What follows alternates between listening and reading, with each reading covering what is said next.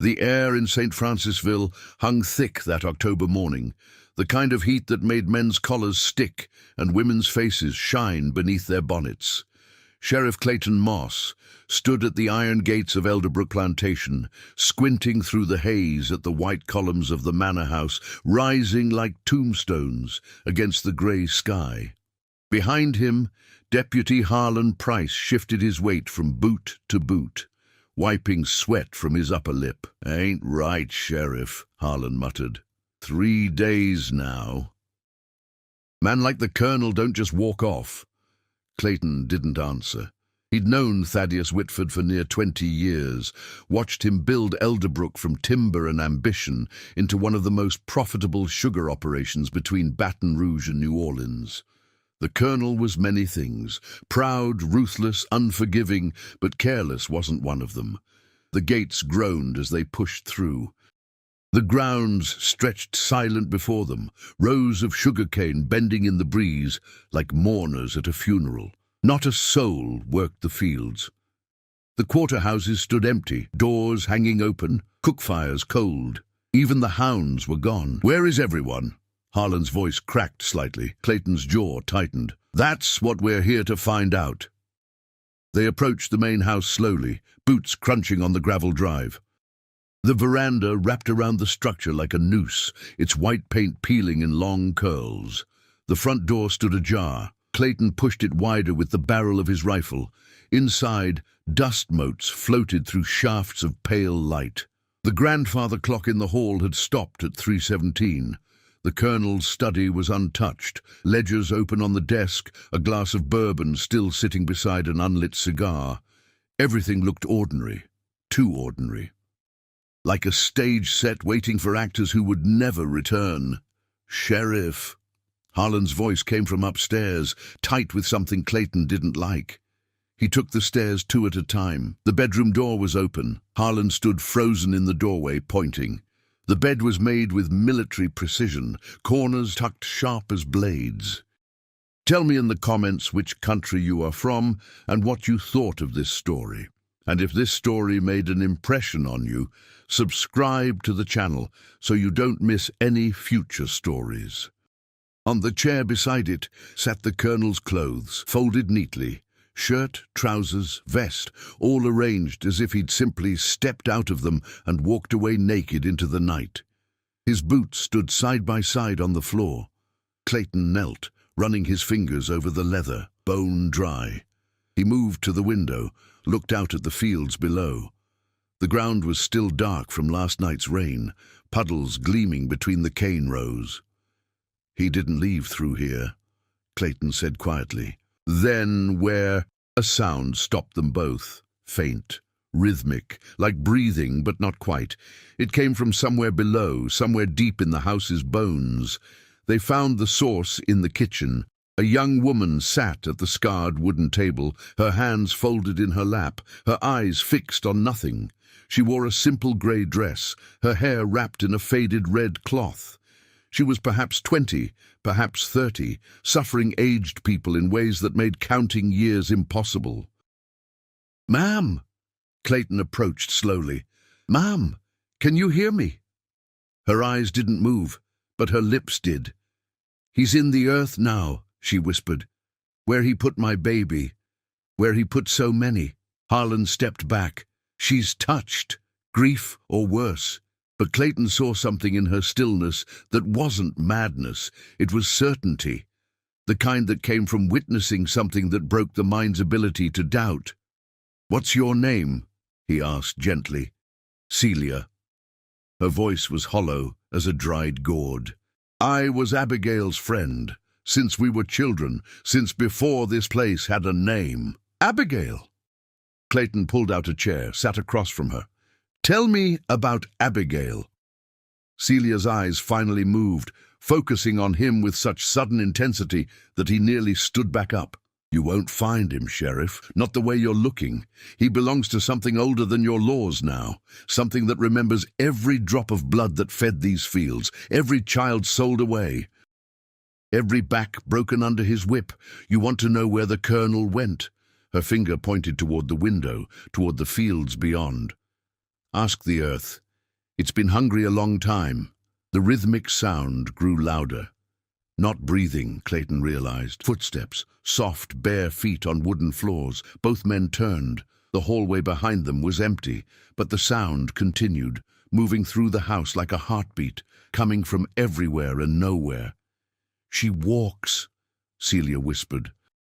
"Every night since he took her, Mercy. Every night since her baby's blood mixed with the rain. Abigail walks, and the house remembers. Everything here remembers." Harlan's hand went to his pistol. "This is devil talk." "No." Celia's smile was terrible in its sadness. "This is justice talk, the only kind we're allowed." Clayton stood slowly. "Where are the others? Where are all the people who worked this plantation?" "Gone. Ran soon as they could, soon as they knew what was coming. Some things you don't want to witness, even when you've prayed for them." She looked down at her hands. "I stayed because Abigail was my friend, because someone needs to tell what happened. Someone needs to say her name." "Tell us, then," Clayton said. Celia took a long breath. "The Colonel, he was a hard man. Everyone knew. But after his wife died, something in him went cold. He needed to hurt something, someone, to feel anything at all. Abigail, she was strong, defiant, he called it. So he made her his project, tried to break her spirit like you'd break a horse." She paused, listening to the footsteps that still echoed through the house. 2 weeks back there was a dinner party. Important people from New Orleans. Abigail's daughter Mercy, sweet child, barely 8 years old. She was serving wine. Her hands shook because she knew the Colonel's temper, knew any mistake could cost her mother dearly. And when the glass tipped, when that red wine spilled across the white tablecloth, Celia's voice cracked. He didn't even stand up, just pointed to the veranda, told Abigail to bring the child outside. Harlan's face had gone pale. What did he do? What he always did. Made it a lesson. Made sure everyone watched. But this time his hand was too heavy, or maybe his heart was too empty. Either way, when Abigail carried Mercy back to the quarter, the child never woke up. The footsteps stopped. The house fell so silent that Clayton could hear his own pulse in his ears. "Abigail didn't cry," Celia continued. "Didn't scream. Just washed her baby's body and wrapped her in the only clean cloth we had. Then she walked to the old cemetery, the one where slaves are buried in unmarked ground, and she dug with her bare hands until the hole was deep enough. And when she laid Mercy down, she spoke, not to God, not to us, to something older." "What did she say?" Clayton barely recognized his own voice. Celia's eyes were distant, seeing something beyond the kitchen walls. "She said, 'You take everything from us, our names, our children, our very breath. But some debts the earth keeps account of, some blood cries out too loud to ignore, and when the crying is done, the earth will answer.' Then she covered her baby and walked away, didn't look back once. And the Colonel. That very night he started hearing things. Footsteps behind him, doors opening, the smell of smoke when nothing burned. His dogs wouldn't come near him, wouldn't even look at him. 3 nights of this, 3 nights of no sleep, no peace. On the 4th morning, he was gone. Clayton walked to the window, looked out at the abandoned fields. In the distance, beyond the cane, he could see the old smokehouse, its door hanging crooked on rusted hinges. "Has anyone checked the smokehouse?" he asked. Celia's silence was answer enough. "Why not?" "Because Abigail worked there, before the Colonel brought her to the main house. That's where it all started. Some places hold on to suffering like a sponge holds water. Squeeze hard enough and it all comes back out." Clayton turned to Harlan. "Get the lanterns." "Sheriff, maybe we should get the lanterns, Deputy." As Harlan left, Clayton looked back at Celia. "Where is Abigail now?" "Walking," Celia said simply. "Like she's done every night since Mercy died. Walking the rows, barefoot through the mud and rain, looking for something, or maybe making sure something stays buried. Is she alive?" Celia's laugh was dry as autumn leaves. "Does it matter?" The living and the dead, Sheriff. In a place like this, the line gets awful thin. The footsteps started again, soft and measured, moving through the house like a whispered prayer. And somewhere in the distance, thunder rolled across the Louisiana sky, though the sun still shone. Clayton Moss had been sheriff for 15 years. He'd seen murders and madness, cruelty and despair, but standing in that kitchen, listening to those impossible footsteps, he felt something he'd never felt before. The certainty that some questions shouldn't be answered, and some doors once opened can never be closed again. But duty was duty, and the smokehouse waited. The lantern swung from Harlan's trembling hand, casting wild shadows across the path to the smokehouse. The afternoon had turned strange, the light taking on a greenish quality that made everything look sick and old. Clayton led the way through the overgrown grass, noting how the vegetation seemed to pull back from the structure itself, leaving a rough circle of bare earth around it. The smokehouse was larger than most, built from brick that had weathered to the color of dried blood. Its single window was boarded shut, and the door, when they reached it, was closed despite what Celia had said about it hanging open. A heavy chain was wrapped around the handles, but it hadn't been locked, just wound tight, like someone had wanted to keep something in or out. Sheriff, Harlan's voice was barely a whisper. "There's something written here." Clayton brought his lantern closer.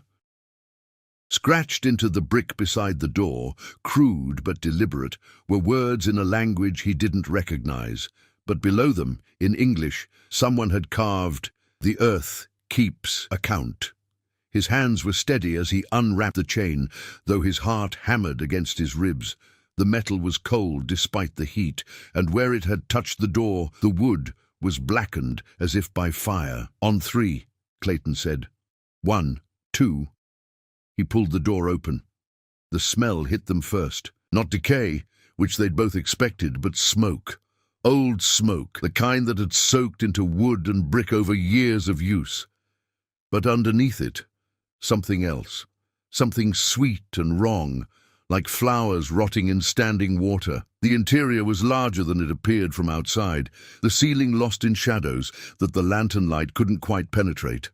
Iron hooks hung from beams overhead, some still bearing the remnants of what they'd once held.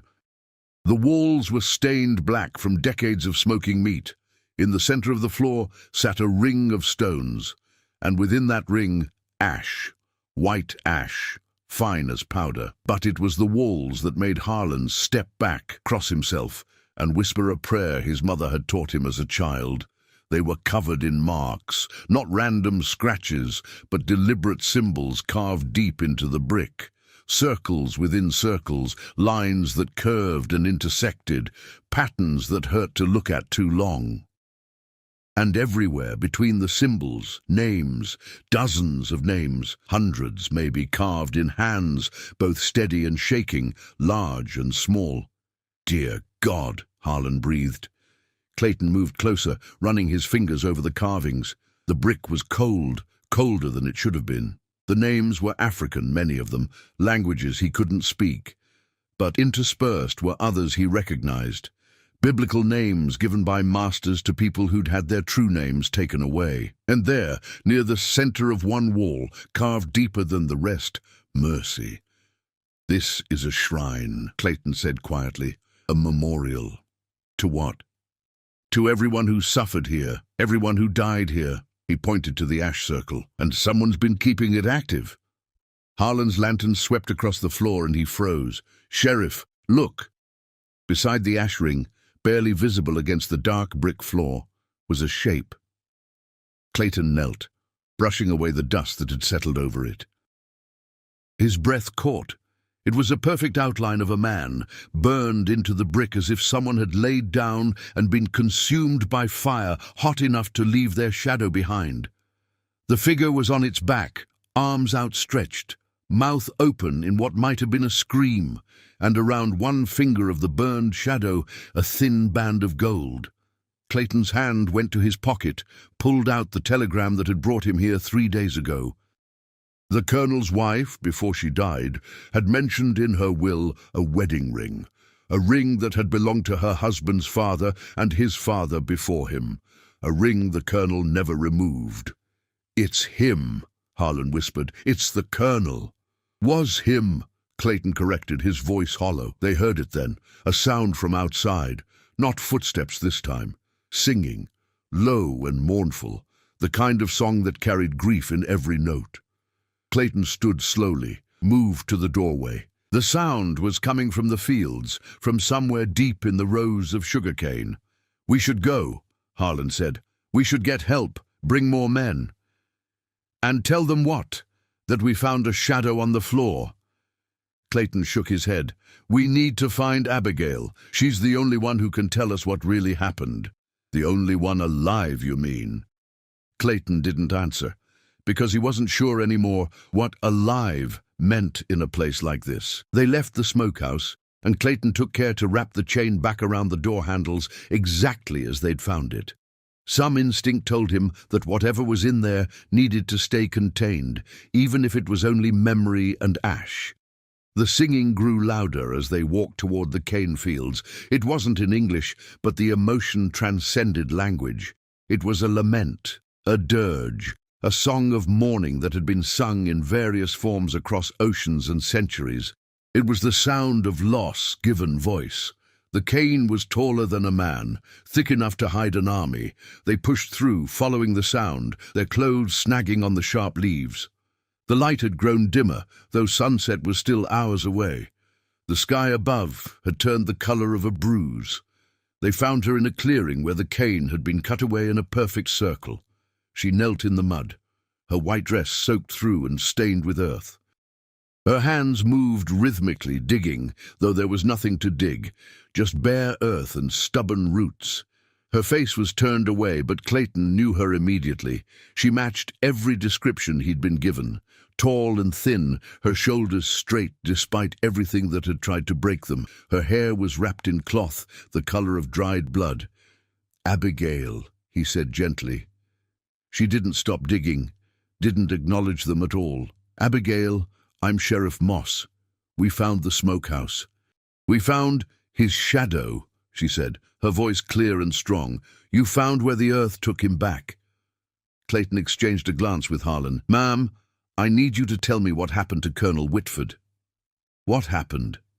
She finally turned, and her eyes were clear and sharp, not mad at all.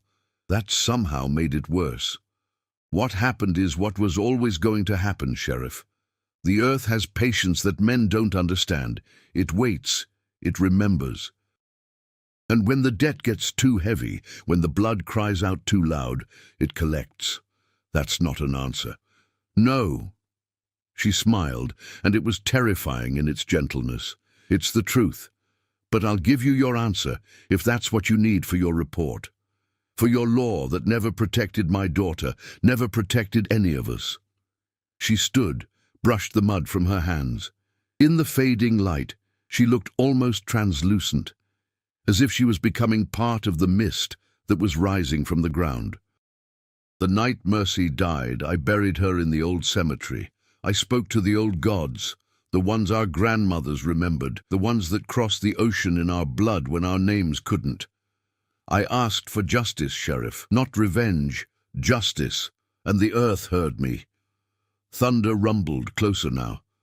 That night the Colonel tried to sleep but couldn't. He heard Mercy crying, heard her calling for me. Every time he closed his eyes, he saw her face, her eyes, looking up at him as his hand came down. He tried to drink it away, tried to pray it away, but the dead don't forget, and neither does the ground they're buried in. She walked toward them, and both men stepped back without meaning to. 3 nights he lasted, 3 nights of no sleep, no peace. On the 4th night he came to me, found me in the old smokehouse where it all started. He begged, Sheriff, begged me to make it stop, said he'd free everyone, burn the ledgers, anything, just make the crying stop. What did you tell him? I told him the truth, that I didn't make it start, so I couldn't make it stop, that he'd fed the earth blood and tears for 20 years, and now the earth was hungry for him, that Mercy's grave was calling, and it wouldn't stop until he answered. The rain started then, sudden and heavy, turning the ground to mud within seconds. He ran, Abigail continued, raising her voice over the downpour, ran back to his big house, locked every door, closed every window. But you can't lock out what's already inside. Can't hide from what you've fed. The earth doesn't need doors, Sheriff. It's already beneath your feet, in the very foundations. Lightning split the sky, and in that flash of light, Clayton saw something that made his blood run cold. Abigail's feet weren't touching the ground. She hovered an inch above the mud, her dress moving in wind that wasn't there. "The last thing he saw," she said, her voice dropping to barely above a whisper but somehow perfectly clear, was Mercy, standing at the foot of his bed, dripping with all the water he never let her drink, all the blood he spilled. And she held out her hand, just like she used to do when she wanted me to take her home. Only this time, it wasn't me she wanted to lead away. Where did she take him? Clayton's voice shook. To the smokehouse. To the place where suffering has weight and memory has teeth. To the circle where I'd been praying every night since I buried her. And there, Sheriff, the earth opened up. Not deep, just enough. Just enough to pull him down into the hungry ground. "That's not possible," Harlan said, but his voice lacked conviction. "No?" Abigail's smile was sad. "Then explain his shadow. Explain why his ring still burns hot enough to blister skin. Explain why nothing will grow over the spot where he lies now." Clayton's mind raced, trying to find rational explanations, trying to fit this into the world he understood. But that world was crumbling like the banks of the Mississippi after a flood. "What are you?" he finally asked. "I'm a mother who lost her child to a man's cruelty. I'm a woman who asked for justice when the law wouldn't provide it. I'm what happens when suffering becomes prayer and prayer becomes power." She looked up at the rain, let it wash over her face. "And soon I'll be nothing but another name on those walls, another ghost walking these fields. But Elderbrook will remember, the earth will remember, and every person who tries to work this land will feel it in their bones that something here is wrong, that the ground itself is cursed." "Is it?" Clayton asked. "Cursed?" "No, Sheriff." Abigail's form was already fading, becoming translucent in the rain. "It's consecrated. Holy ground bought with blood and tears, a monument to pain that finally found its voice. The Colonel's body will feed the roots that our labor watered with sweat. And maybe, centuries from now, something beautiful will grow here, something that doesn't know the taste of chains." She was almost gone now, just an outline in the rain. "Tell them." Her voice came from everywhere and nowhere. "Tell them Abigail stood for justice. Tell them Mercy's name, and tell them the earth is patient, but it is not deaf." Then she was gone, leaving only the rain and the cane, and two men standing in mud that suddenly felt too soft beneath their feet, as if the ground itself might open up and swallow them whole. They ran. The parish courthouse in St. Francisville was a modest building of whitewashed brick, its courtroom rarely used for anything more serious than property disputes and the occasional theft. But on this grey morning, it was packed with people who'd come from as far as Baton Rouge to hear what Sheriff Clayton Moss had to say about the disappearance of Colonel Thaddeus Whitford. Clayton sat at the witness table, his report in front of him, and felt the weight of 24 eyes on his back. The coroner, Dr. Samuel Brennan, sat beside him, looking uncomfortable in his Sunday suit. Judge Hargrove presided from the bench, an elderly man with a face like weathered leather and eyes that missed nothing. "Sheriff Moss," the judge began, his voice carrying the authority of 4 decades on the bench, "you've had a week to investigate the disappearance of Colonel Whitford. What have you found?" Clayton cleared his throat. He'd spent 7 sleepless nights thinking about what he would say in this moment, how much truth a room like this could bear. "Your Honor, after a thorough search of Elderbrook Plantation, we found evidence that Colonel Whitford met with foul play on the night of October 14th. A murmur rippled through the crowd. Judge Hargrove raised his hand for silence. "What evidence?" We found the colonel's personal effects in his bedroom, including his clothes and boots, laid out in an orderly fashion. This suggests he didn't leave of his own accord, at least not in the manner one would expect. And the body? Clayton hesitated. This was the moment. The fork in the road between the truth that his badge demanded and the truth that his eyes had witnessed. We found remains in the old smokehouse on the property. Dr. Brennan has examined them. The coroner stood, unfolding a paper with hands that shook slightly. Your Honor, what I found was unusual. There were no actual bones or tissue, but there was a mark burned into the brick floor of the smokehouse. Chemical analysis of the residue suggests extreme heat, possibly from a fire of unusual intensity. Could it have been the colonel? A gold ring was found in the ash. It matches the description of the colonel's wedding band. Dr. Brennan paused. But I cannot in good medical conscience certify this as a body. The courtroom erupted. Voices overlapped in confusion and speculation. Judge Hargrove's gavel cracked like a gunshot. Order! I'll have order! He waited until the noise subsided. Sheriff, are you telling this court that Colonel Whitford was burned to death in his own smokehouse? I'm saying he died there, Your Honor. How exactly I cannot say with certainty. Cannot or will not? The judge's eyes were sharp. Clayton met his gaze steadily. Both, sir. Before the judge could respond, the courtroom doors opened and a man entered, tall and distinguished in an expensive suit. Clayton recognized him immediately. Martin Vickers, one of the most prominent lawyers in Louisiana, known for representing the interests of the largest plantation owners in the state. Your Honor, Vickers said smoothly, I beg the court's pardon for my late arrival. I represent the Whitford estate, and I have information pertinent to these proceedings. Judge Hargrove frowned. Mr. Vickers, this is an inquest, not a trial. Nevertheless, Your Honor, what I have to present may shed light on the colonel's state of mind in the days before his death. He produced a leather portfolio. I have here a document, signed by Colonel Whitford 3 days before his disappearance, witnessed by myself and my clerk. And what is this document? A deed of manumission, Your Honor, freeing all enslaved persons on Elderbrook Plantation, effective immediately. The courtroom exploded into chaos.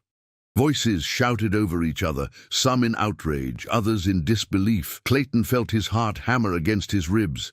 Abigail's words echoed in his mind.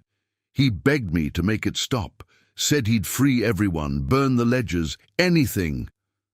The judge's gavel beat a furious rhythm. Order, order, or I'll clear this room. When silence finally fell, heavy and stunned, Vickers continued. The colonel came to my office on the evening of October 11th. He was in a state of extreme agitation. He insisted on drawing up this document immediately, though I advised him to wait, to consider the financial implications. He refused, said he had debts to pay that money couldn't settle. Did he explain what he meant by that?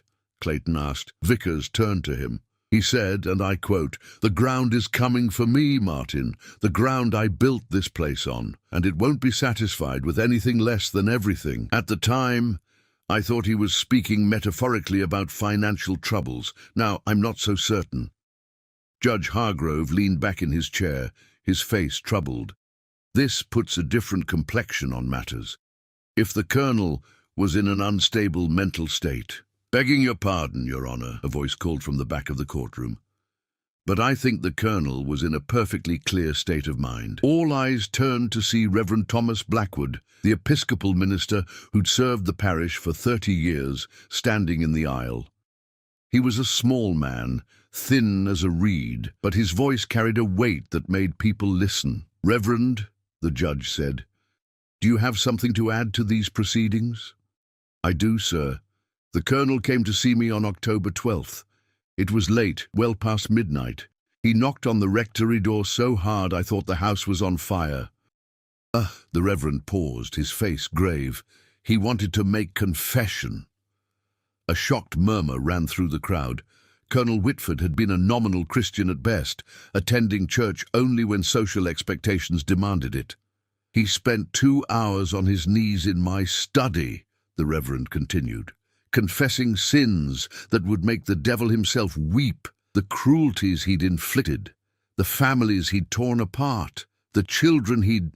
The old man's voice broke. God forgive me, I didn't know.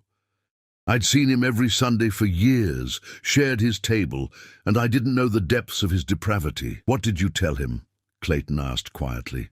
I told him that confession was only the first step, that true repentance required restitution, that he must free those he'd enslaved, restore what he'd taken, spend the rest of his life trying to repair the damage he'd done. The Reverend's eyes were wet. He said he was afraid it was already too late, that something had been set in motion that couldn't be stopped. Did he say what? He said a woman named Abigail had prayed against him, that her prayers had been answered, and that he could hear the earth shifting beneath Elderbrook, like something underneath was waking up hungry. The silence that followed was absolute. Clayton saw people exchanging glances, saw the fear in their eyes.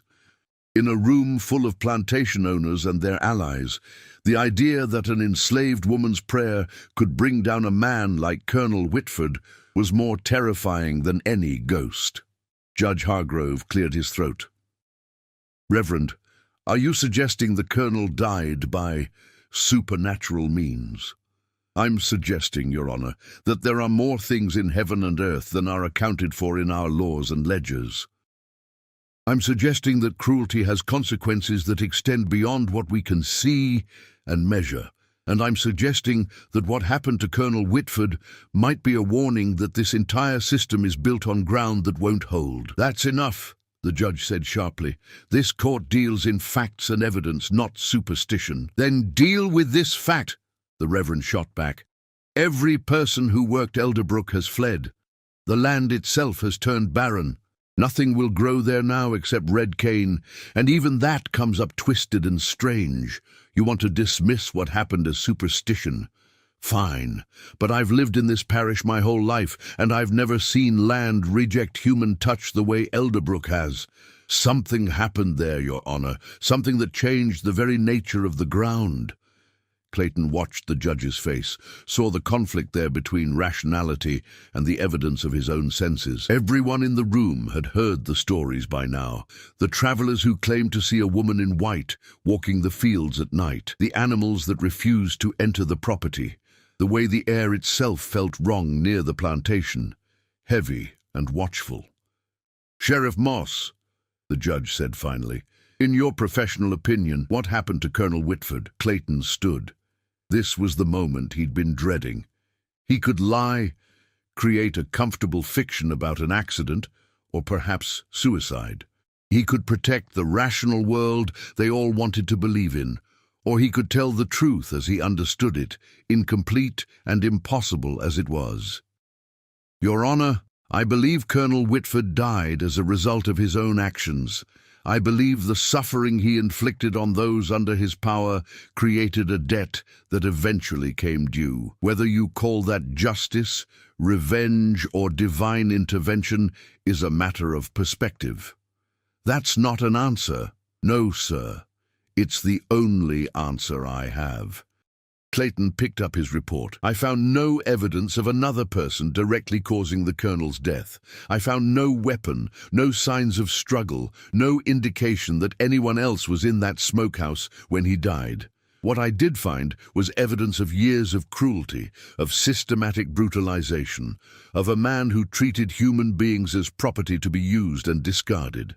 And I found evidence that in his final days he was consumed by guilt and terror.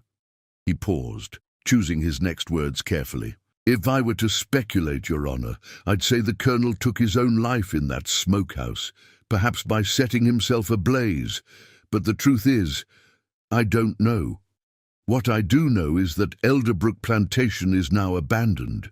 The people who worked there have scattered to the four winds, and the land itself seems to reject any attempt to make it productive again. You're saying we should just let it sit fallow? Leave hundreds of acres of valuable land untouched? Clayton met the judge's eyes. I'm saying, Your Honor, that some ground is too poisoned to plant in, And sometimes the wisest thing to do is to let it lie and remember what happened there, so it doesn't happen again." A long silence followed. Then Judge Hargrove spoke, his voice heavy with resignation. "Very well. This court finds that Colonel Thaddeus Whitford died on or about October 14th, 1842, under circumstances that cannot be fully determined. The Whitford estate will be settled according to the terms of his last will and testament, including the deed of manumission, witnessed by Mr. Vickers. Elderbrook Plantation is to be sold to settle the Colonel's debts." He paused. "Though I suspect finding a buyer will prove difficult." The gavel fell. As the courtroom emptied, Clayton gathered his papers. He felt a presence beside him and turned to find Reverend Blackwood. "You believe it, don't you?" the old man said quietly. "What that girl said about the earth answering prayers." Clayton didn't answer immediately. He thought about the smokehouse, about the shadow burned into the floor, about Abigail floating above the mud with eyes that saw beyond the veil of the world.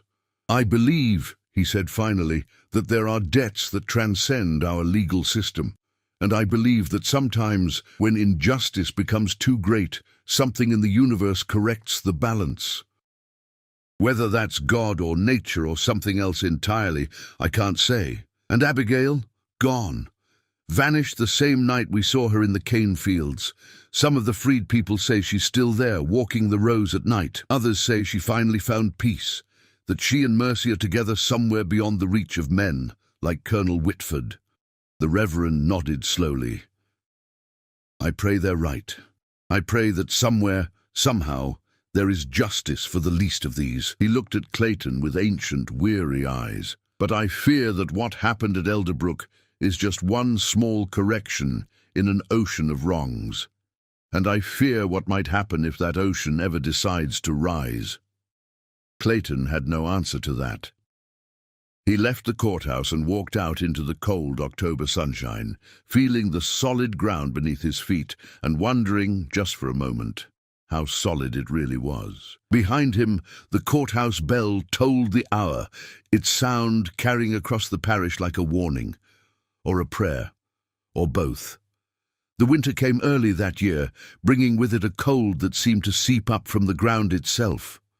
By December, Elderbrook Plantation had become a place that people crossed the road to avoid, its gates hanging open like a mouth frozen in mid-scream. Clayton found himself drawn back there more times than he cared to admit, always with excuses, checking for squatters, making sure vandals hadn't damaged the property, ensuring the smokehouse remained secure. But the truth, which he acknowledged only in the darkest hours before dawn, was that he was looking for answers to questions he couldn't quite articulate. On a grey afternoon, 3 days before Christmas, he made another visit, this time accompanied by a man named Isaiah Freeman. Isaiah had been the first person freed by Colonel Whitford's final decree, a man in his 50s with iron-grey hair and eyes that had seen too much but still held a fierce intelligence. "Appreciate you coming with me," Clayton said as they walked through the overgrown grounds. "You asked about Abigail," Isaiah replied. "That's reason enough." They made their way to the old cemetery, the one where enslaved people had been buried in unmarked graves for decades. The ground here was different from the rest of the plantation, somehow more alive, despite being full of death. Wildflowers had begun to grow, even in winter, small white blooms that shouldn't have been able to survive the frost. "This is where she buried Mercy," Isaiah said, stopping at a spot where the flowers grew thickest. "Right here. I helped her dig the grave." Clayton knelt, studying the ground. Someone had placed a small marker there, a simple wooden cross with 2 names carved into it, Mercy and Abigail. "When did Abigail's name get added?" he asked. "The morning after you saw her in the fields. A group of us came back even though we were afraid. We needed to know if she was—" Isaiah paused. "If she was at peace. We found her lying right here, beside Mercy's grave. She looked like she was sleeping." Clayton's breath caught. "She was dead?" "In a manner of speaking. Isaiah's voice was careful. Her body was there, but it was like looking at a shell. Whatever had been Abigail, her spirit, her fire, her pain, it was gone. We buried her beside her daughter, like she'd wanted all along. Why didn't anyone report this? Isaiah gave him a long look. To who, Sheriff? To a system that never counted her as a person when she was alive. We took care of our own. We gave her the dignity in death that she was denied in life. They stood in silence, the wind moving through the bare trees with a sound like whispered prayers. Tell me about her, Clayton said. Who was Abigail before all this? Isaiah smiled, though his eyes remained sad. She was remarkable. Taught herself to read, even though it was forbidden. Used to tell stories to the children, old African tales mixed with new ones she'd make up. She had a gift for seeing the truth of things, for understanding people's hearts. His smile faded. The colonel saw that gift and wanted to break it, wanted to prove that she was no different from the livestock he traded. But he couldn't. No. Even when he thought he'd broken her body, her spirit stayed whole, right up until Mercy died. Isaiah looked down at the grave. That's what really killed her, you know. Not what happened after, but watching her child die. Knowing she couldn't protect her, that's what opened the door for everything else. The prayer, Clayton said. In the smokehouse, she said she prayed to the old gods. Isaiah nodded slowly. Her grandmother was from Dahomey, came across on a slave ship when she was just a girl. She remembered the old ways, the old powers. She taught them to Abigail's mother, who taught them to Abigail. Most of us had forgotten by then, or been forced to forget. But some knowledge runs deeper than fear. What exactly did she pray for? Justice, like she told you, but not just for herself, for all of us. For every child sold away, every back scarred by the whip, every spirit crushed under the weight of this place. Isaiah's voice grew quiet. She made herself a vessel, Sheriff. Opened herself up to forces that most people don't believe in anymore. And those forces, they heard her. They used her pain, her love for her daughter, as a conduit. She became the instrument of something far older than the colonel, older than this whole cursed country. Clayton thought about the symbols carved in the smokehouse walls, the names of the dead and suffering transformed into a kind of scripture. Is that why the land won't produce anymore? He asked. Because of what she called up? The land is tired, Isaiah said simply. It's had enough of blood and tears watering its roots. Abigail didn't curse it. She consecrated it, made it holy ground, and holy ground doesn't serve men's profits anymore. It serves memory. It serves truth. They walked back toward the main house, its windows dark and empty, like the eye sockets of a skull. Clayton noticed that none of the winter birds roosted on the property, that even the squirrels avoided the trees here. What will happen to this place? Isaiah asked. Judge Hargrove is still trying to find a buyer, but no one wants it. There's talk of the state taking it over, maybe turning it into something else. But honestly, I think it'll just stand here, rotting slowly, until it collapses on itself. Good, Isaiah said with fierce satisfaction. Let it rot. Let it fall into the earth it was built on. Let the ground reclaim what was stolen from it. They reached the front gates. Clayton turned for one last look at Elderbrook, at the white columns that no longer looked grand, but merely skeletal, at the fields gone wild with weeds and that strange red cane. Do you believe in ghosts, Isaiah? The older man considered the question. I believe in memories that refuse to die. I believe in debts that transcend death. I believe that the suffering of my people has weight, that it leaves marks on the world that don't just disappear when we do. He looked at Clayton. Is that the same as believing in ghosts? Maybe. Does it matter what we call it? I suppose not. As they walked away, Clayton thought he heard something behind them. A sound like bare feet on wooden floorboards.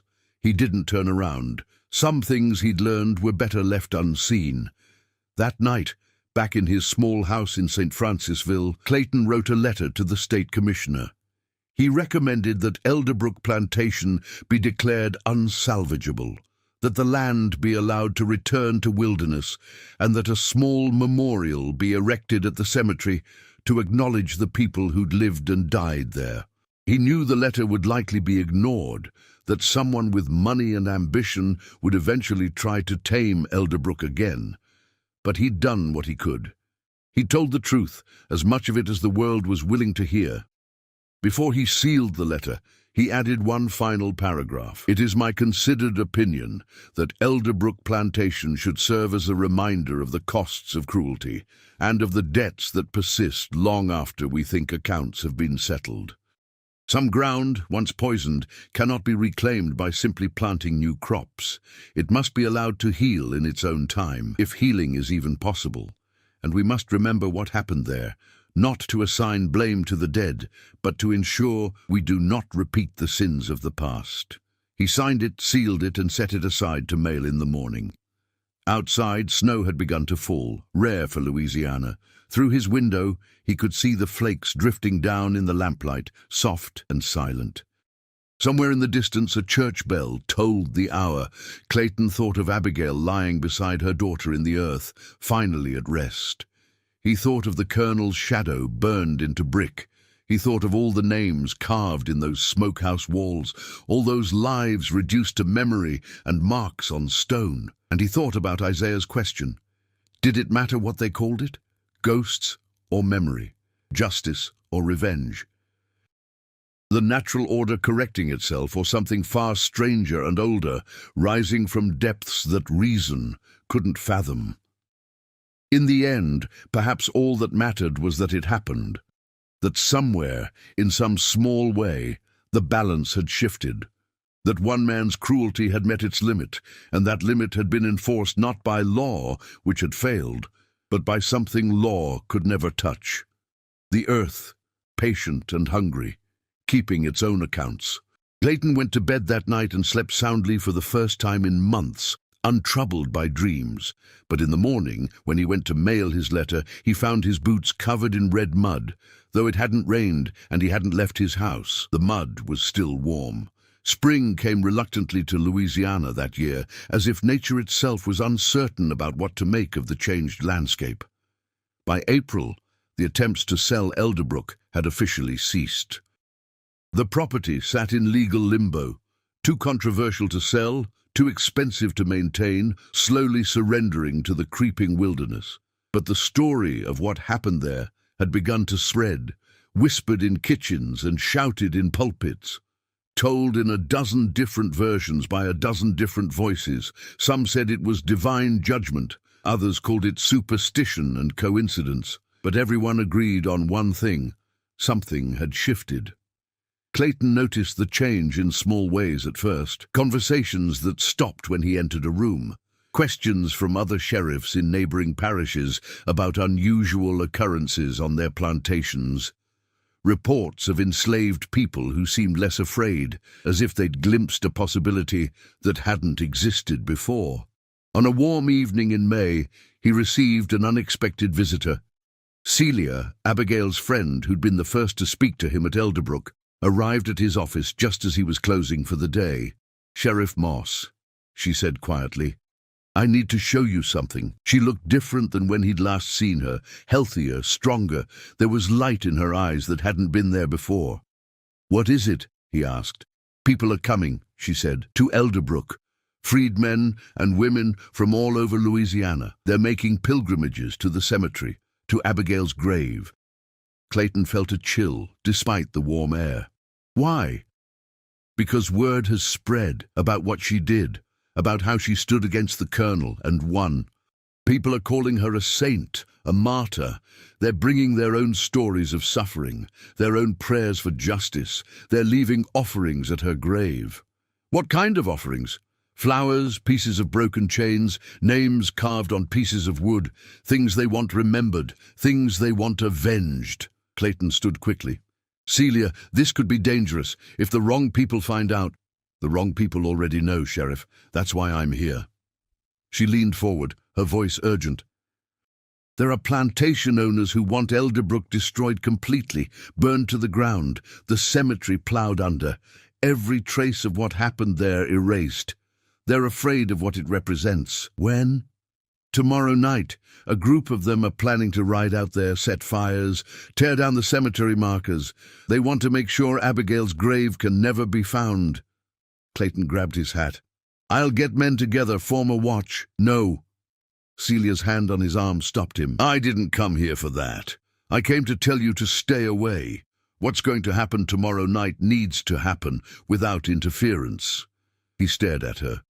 What are you talking about? We know they're coming. We've been preparing, not with weapons or violence, but with something else, something the Colonel learned too late.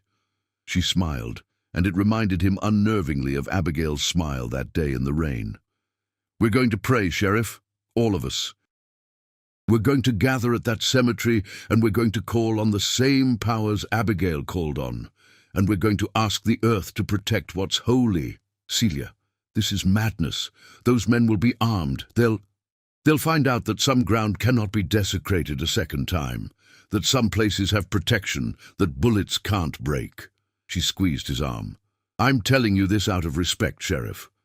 You tried to tell the truth when it would have been easier to lie. You gave Abigail's story the dignity of being heard. But tomorrow night isn't for lawmen, it's for something older. Before he could respond, she was gone, disappearing into the gathering dusk like smoke. Clayton sat alone in his office for a long time, weighing his options. His duty was clear: prevent violence, protect property, maintain order. But something in Celia's eyes had told him that the normal rules no longer applied, that Elderbrook existed in a space beyond the reach of badges and warrants. Against his better judgment, he decided to go alone, not to interfere, but to witness. If blood was going to be spilled, someone who believed in the law should be there to tell what really happened. The next night was moonless, the darkness so complete it seemed to have weight. Clayton rode slowly toward Elderbrook, his horse nervous, fighting the bit. He left the animal tied to a tree a quarter-mile from the plantation and walked the rest of the way on foot. As he approached the cemetery, he saw lights, dozens of them. Candles and lanterns arranged in a wide circle around the graves, and within that circle, people. He counted at least 50, maybe more, all standing silent in the flickering light. He recognized Celia at the center, standing beside Abigail's grave. And beside her, Isaiah, others he'd seen in his investigations, freed people who'd once worked at Elderbrook, but there were others too, people who'd traveled from far away, drawn by stories and hope and something that might have been faith. Clayton found a position in the trees where he could watch without being seen. He checked his pocket watch. 11:30. If the plantation owners were coming, it would be soon. At midnight exactly, he heard them. Horses thundering up the road, men shouting, the sound of glass bottles breaking. Homemade firebombs, he realized, with a sick feeling in his stomach. But Celia and the others didn't run. They didn't even turn to look. Instead, they began to sing. It was the same song Clayton had heard that day in the cane fields, Abigail's lament, but this time it was multiplied by 50 voices, carried on the night air like a physical force. The words were in a language he didn't know, but the emotion was universal. Grief and rage and hope, all woven together. The riders burst into view, perhaps a dozen men on horseback, faces covered with cloth, torches and bottles in their hands. They charged toward the cemetery, clearly intent on scattering the gathered people and destroying the graves. But 20 feet from the circle of light, the horses stopped. Stopped dead, as if they'd hit an invisible wall. They reared and bucked, eyes rolling white with terror. The riders tried to force them forward, digging in spurs, using crops. The horses wouldn't move, couldn't move. "What the hell?" one of the riders started to say. That's when the ground began to shake, not violently like an earthquake, but rhythmically, like a heartbeat, like something immense was waking beneath the earth. The riders' torches flickered and went out, all at once, as if snuffed by a giant hand. The bottles they'd been holding to throw crashed to the ground, and in the sudden darkness, lit only by the candles around the graves, Clayton saw something that would haunt him for the rest of his life. The earth around the cemetery was moving, not collapsing or sinking, but undulating like water, and from that moving earth shapes were rising. Not solid, not quite translucent, but something in between. Human shapes, dozens of them, hundreds. They were the dead of Elderbrook. All the people buried in unmarked graves, all the suffering souls whose names had been carved into the smokehouse walls. They rose like mist, like memory given form, surrounding the riders' horses in an ever-tightening circle. One of the riders screamed. His horse bolted, throwing him to the ground. He scrambled to his feet and ran, crashing through the underbrush in blind panic. Another followed, then another. Within moments, all the riders had fled, their horses scattering in every direction. The singing continued, unwavering. The shapes from the ground moved closer to the circle of light. Clayton could almost make out faces now, men, women, children, all of them looking toward the center of the circle, toward Abigail's grave. And then, rising from that grave like dawn breaking, came Abigail herself. She looked exactly as Clayton remembered her, but also different, more solid than the other spirits, yet somehow more ethereal than she'd been in life. She stood in the center of the circle, and the singing stopped. "Thank you," she said, her voice carrying clearly to every person there, living and dead. "Thank you for remembering, for coming, for refusing to let our suffering be erased." The spirits around the cemetery drew closer, forming a wall of watchful presence. "This ground is consecrated now," Abigail continued, "not with holy water or prayers to distant gods, but with blood and tears and the weight of memory. No one will destroy it. No one will erase our names. We are here, in the earth and the air, in every flower that grows and every bird that refuses to sing. We are witnesses. We are testimony, and we will not be forgotten." She raised her hands, and the spirits responded, their forms growing brighter, more defined. For just a moment, Clayton could see them clearly. Individuals, people with faces and stories, no longer just a faceless mass of suffering, but a community of souls demanding to be seen. "Walk these fields," Abigail said to the gathered living. "Speak our names, tell our stories, not to spread hatred, but to prevent it from happening again. Make this place a monument to truth, and truth will protect it better than any law." Then she looked directly at where Clayton hid in the trees, though there was no way she should have been able to see him in the darkness. "And you, Sheriff, you who tried to find justice within a system built on injustice. You will tell them, won't you? You will make sure the world knows what happened here?" Clayton stepped out of the shadows, his throat tight. "I will." Abigail smiled, and it was the first time he'd seen her smile without sadness in it. "Then our work here is almost done." The spirits began to fade, sinking back into the earth like water into thirsty ground. But the feeling they left behind remained, a sense of watchfulness, of protection, of ground that would not yield to violence again. Abigail was the last to go, standing over her daughter's grave one final time. "Sleep well, Mercy," she whispered. "We are free now, finally, truly free." Then she too faded, leaving only the living and the light of 50 candles burning in the dark. Celia turned to the gathered people. "This place is protected now, not by us, but by those who came before. By those who suffered here and those who remember that suffering. We will maintain it. We will keep the cemetery clean, the graves marked, the stories told, and anyone who tries to destroy it will face what those riders faced tonight." The group began to disperse, quietly, reverently. Clayton stood rooted to the spot, trying to make sense of what he'd witnessed. Isaiah approached him, carrying a lantern. "You saw it," the old man said. "It wasn't a question. I saw something. I don't know what to call it. Call it justice. Call it the dead refusing to be silent. Call it whatever helps you sleep at night. Isaiah looked back at the cemetery. "But know this, Sheriff, what happened here tonight will happen again. Every place where suffering has weight, where the dead outnumber the living, where the earth has drunk too much blood, it's all unstable ground now. Elderbrook was just the first crack in a dam that's been holding back truth for too long." Clayton thought about the other reports he'd been hearing, the whispers of strange occurrences on plantations throughout the South. "Are you saying—" "I'm saying Abigail opened a door, and she wasn't the only one who knows the way through it." Isaiah's eyes gleamed in the lantern light. "The earth is waking up, Sheriff, and it's got a long memory and a debt to collect." He walked away, leaving Clayton alone with his thoughts and the lingering smell of candle smoke and damp earth. When Clayton returned to St. Francisville just before dawn, he found the riders who'd attacked the cemetery gathered at the saloon, drinking heavily, their faces pale and shaken. None of them would speak about what happened. None of them would ever ride toward Elderbrook again. And when the sun rose that morning, painting the Louisiana sky in shades of red and gold, Clayton sat at his desk and began to write.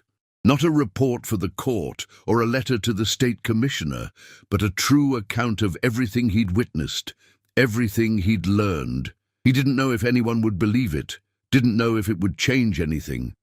But Isaiah was right. The dead deserved to have their story told, and the living deserved to know the truth about the ground they walked on. The earth keeps account. And sometimes, when the debt grows too great, it finds a way to collect. 10 years passed. Clayton Moss was no longer sheriff of St. Francisville. He'd resigned that position in 1845, unable to enforce laws he no longer believed in, unable to pretend that the world made sense in the ways he'd been taught. He'd moved to New Orleans, where he worked as a private investigator, taking cases that the police wouldn't touch, helping people who had nowhere else to turn. But he never forgot Elderbrook, never forgot Abigail. On a humid afternoon in June 1852, he received a letter with no return address. Inside was a single sentence: "Come back, it's time." He knew immediately what it meant. He packed a bag, chartered a horse, and rode north toward St. Francisville, his heart heavy with anticipation and dread. The Louisiana countryside had changed in a decade. More plantations stood empty now, their fields gone wild, their great houses slowly collapsing. The whispers that had begun at Elderbrook had spread like wildfire through dry grass. Stories of hauntings, of land that wouldn't produce, of enslaved people who'd simply walked away and couldn't be found, who'd vanished into swamps and forests as if the land itself was hiding them. The system was cracking, not broken yet, but showing fractures that ran deep. When Clayton arrived at Elderbrook, he found it transformed. The cemetery that had been protected by spirits 10 years ago was now a well-maintained memorial. The graves were marked with proper headstones, each bearing a name, and, when known, dates of birth and death. Flowers bloomed everywhere, despite the poor soil, and at the center, Abigail and Mercy's grave stood beneath a spreading oak tree that hadn't been there before. A young woman sat beneath that tree, reading aloud from a book. Clayton approached slowly, not wanting to startle her. She looked up as he neared, and his breath caught. She had Abigail's eyes. "You're Sheriff Moss," she said. Not a question. "I was, a long time ago, and you are. My name is Grace. Abigail was my mother's sister, my aunt." She closed the book. "I've been waiting for you." "Why?" "Because it's time for you to finish what you started, to tell the full story." She stood, brushing dirt from her dress. "You wrote an account of what happened here, didn't you? 10 years ago, you wrote down everything you saw." "I did, but I never published it. No one would have believed it. They will now." Grace gestured around them. "Look at what's happening. Plantations failing across the South. Enslaved people disappearing in numbers that can't be explained by runaways alone. The earth itself seems to be rejecting the system built on it. People are ready to hear the truth, even if they're afraid of it." Clayton looked at the cemetery, at the names that had been lost to history now preserved in stone. "What do you want from me?" I want you to publish your account. I want Abigail's story to reach beyond Louisiana, beyond the South. I want people in Boston and New York and London to know what happened here. I want them to understand that the suffering of my people has power, that it leaves marks that don't fade. That could be dangerous.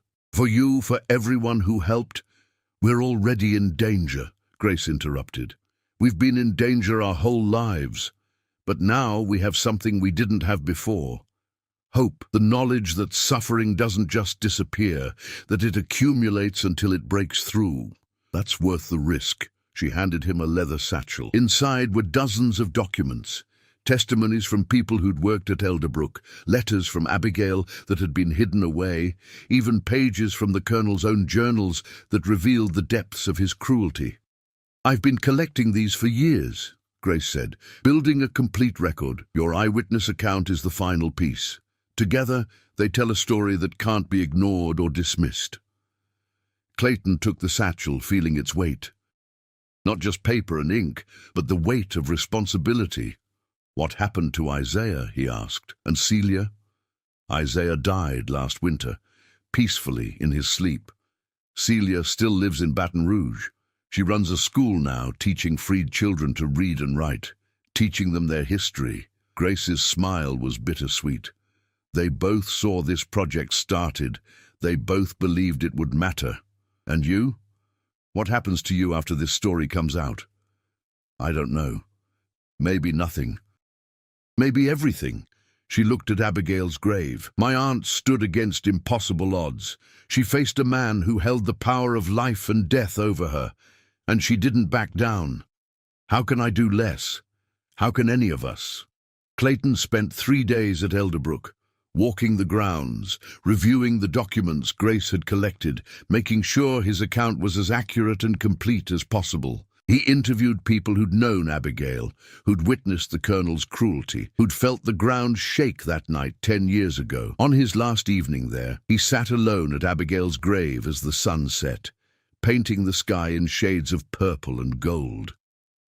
I hope I get this right, he said to the air, to the earth, to whatever remained of the woman who'd changed everything. I hope telling your story does what Grace believes it will. The oak tree rustled, though there was no wind. A single white flower bloomed at the base of the headstone, impossible and perfect. Clayton took it as answer enough. He returned to New Orleans and spent 6 months preparing the manuscript. He combined his eyewitness account with the documents Grace had provided, weaving together a narrative that was part testimony, part history, part warning about the costs of cruelty. He titled it, The Elderbrook Account, A True History of Justice Delayed but Not Denied. Lee. In February 1853, it was published by a small abolitionist press in Boston. The first printing sold out in 3 days. A second printing followed, then a third. The story spread across the North like wildfire, read aloud in churches and meeting halls, discussed in newspapers and debated in Congress. Southern newspapers called it fiction, propaganda, blasphemy. They accused Clayton of inventing the whole thing to aid the abolitionist cause, but their denials rang hollow because everyone knew the truth. Elderbrook Plantation stood empty and haunted, its cemetery a pilgrimage site, its fields producing nothing but red cane and wildflowers. The book didn't end slavery. It didn't even slow it down immediately, but it planted seeds in minds that had been closed, opened questions that had been sealed shut. It made people look at the ground beneath their feet and wonder what debts it carried, what accounts it kept. And in small ways, in scattered places, things began to change. Clayton received hundreds of letters in response to the book. Most were supportive, some were threatening, a few were simply confused. But one letter stood out, arriving on a spring morning in 1854. The handwriting was elegant, old-fashioned. It read, "Dear Sheriff Moss, thank you for remembering my name. Thank you for telling my daughter's story. Thank you for helping the living understand that the dead are not silent, only patient. The work you have done matters more than you know. Every person who reads these words, who learns these names, who understands that suffering has weight, they become witnesses. And witnesses change the world, slowly but surely. Continue your work. Help those who cannot help themselves. Speak for those who have no voice. And know that the ground beneath your feet remembers every step taken in the name of justice, with gratitude, a friend. There was no signature, but Clayton didn't need one. He knew. He kept that letter for the rest of his life, along with the white flower from Abigail's grave, pressed between the pages of his personal copy of the book. Years passed.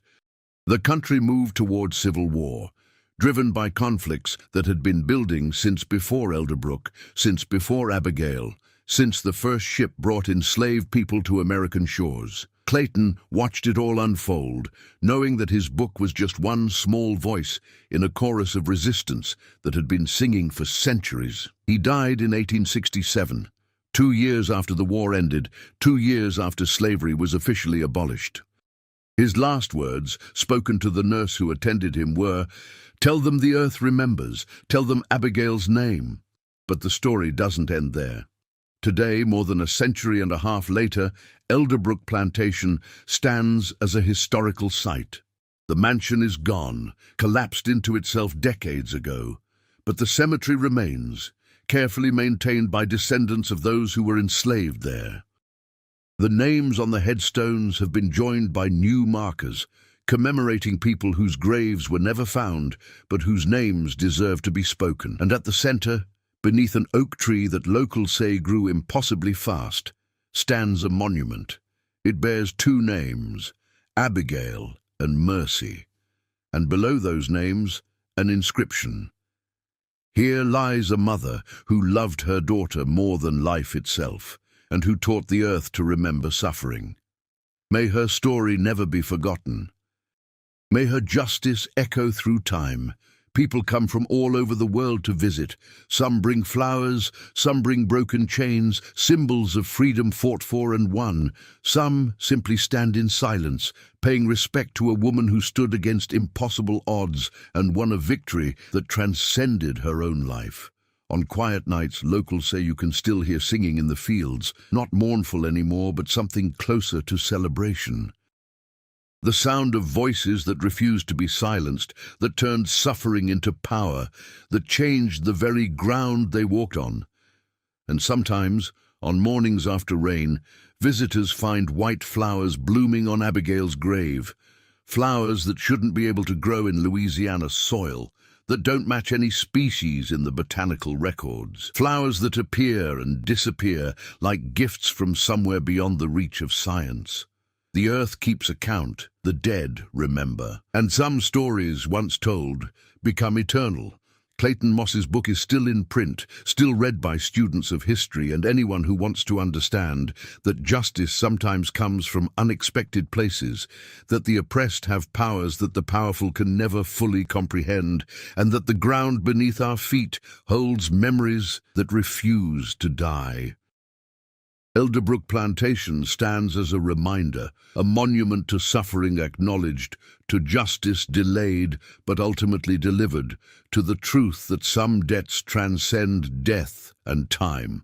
And somewhere in that consecrated ground, in the earth that drank blood and tears and transformed them into something holy, the spirit of a mother and her daughter rest together at last, free, remembered, eternal.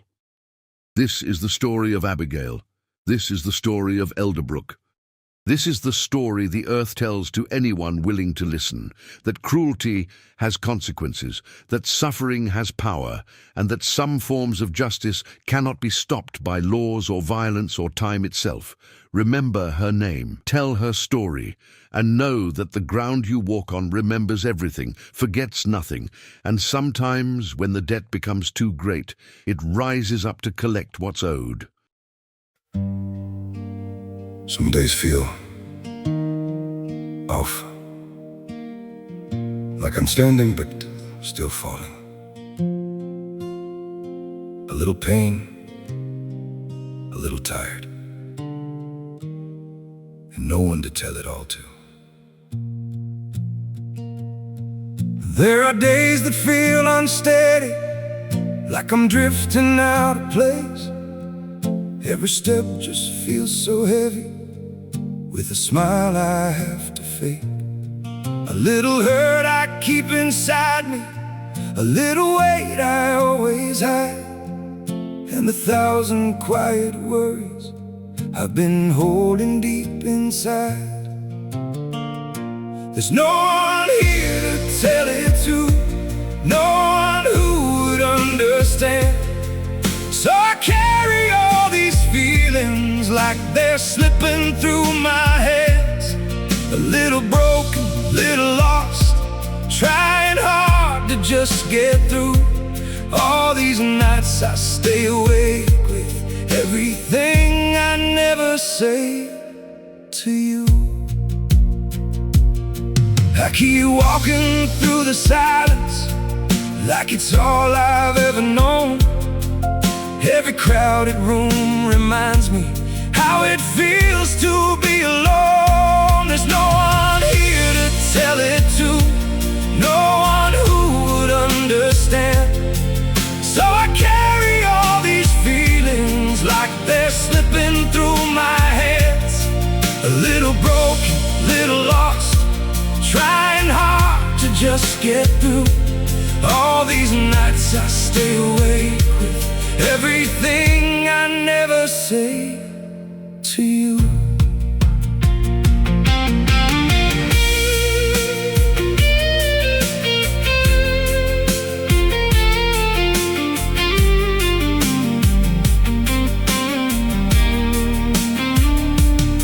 Maybe one day I'll be stronger, maybe I'll learn how to speak, but for now I keep it buried in the parts of me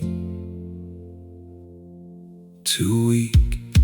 There's no one here to tell it to, no one who would understand. So I carry all these feelings like they're slipping through my hands. A little broken, little lost, trying hard to just get through. All these nights I stay awake with everything I never say to you.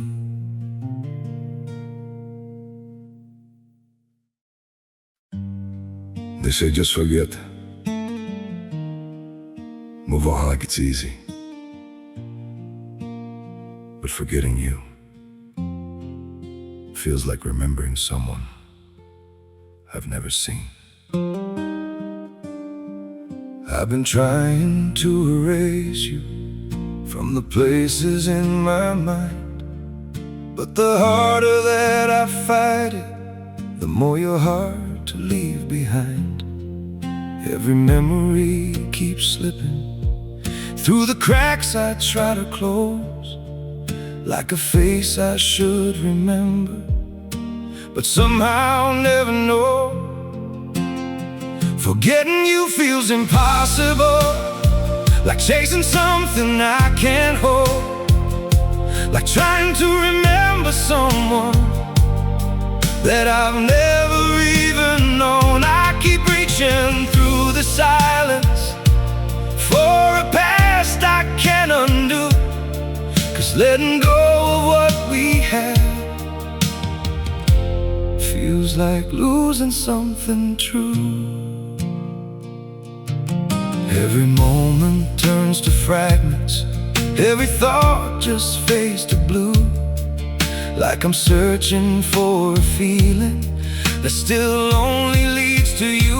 Forgetting you feels impossible, like chasing something I can't hold, like trying to remember someone that I've never even known. I keep reaching through the silence for a past I can't undo, 'cause letting go of what we had feels like losing something true.